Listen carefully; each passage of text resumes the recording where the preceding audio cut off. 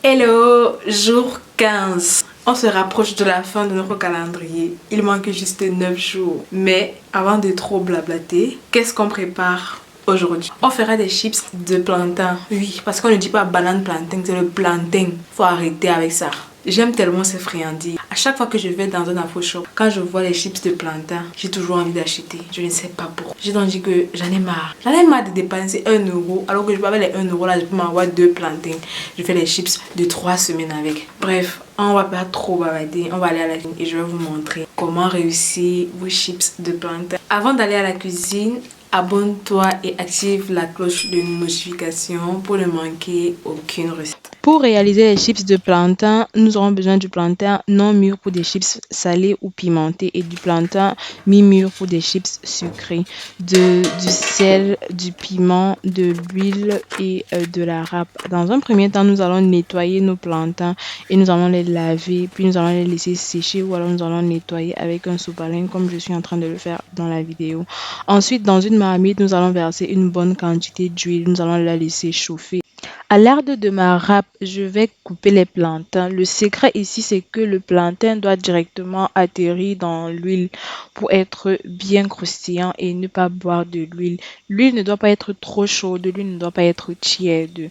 Il faut que la température soit autour de 180 à 190 degrés.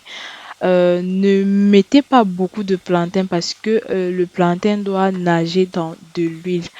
Comme ça, le plantain va vite cuire et vous savez que vos chips sont prêts lorsque on ne suit plus les tchololo dans la marmite. Donc, lorsque le plantain ne fait plus beaucoup de bruit, ça veut dire que vous pouvez retirer et sécher vos plantains. La partie la plus délicate, c'est de faire des chips de plantain mûr parce que les plantains mûrs sont plus collants et on peut facilement les rater parce que le sucre qu'il y a dans le plantain fait en sorte que celui-ci dort très rapidement. Donc, il faut vraiment vérifier la température et veiller à ce que le plantain atterrisse directement dans l'huile. Vous voyez là, le plantain mûr m'a tapé dans cette vidéo, vraiment. Ça m'a vraiment tapé. Donc, comme je le disais, le plantain ne doit pas être serré dans la marmite. Une fois que vous voyez qu'une partie du plantain est déjà en train de se dorer, c'est mieux de s'arrêter à ce moment et de mélanger, de tourner pour que tous les côtés soient bien prêts. Voilà, une fois que c'est prêt, nous allons sécher.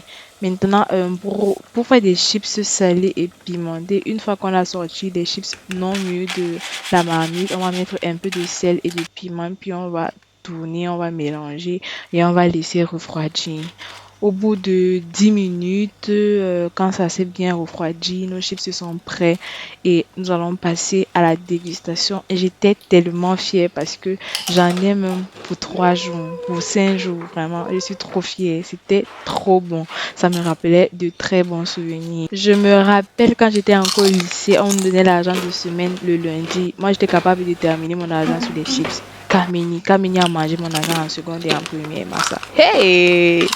Bref, c'était tout pour cette vidéo. J'espère qu'elle vous a plu et que vous allez la tester chez vous.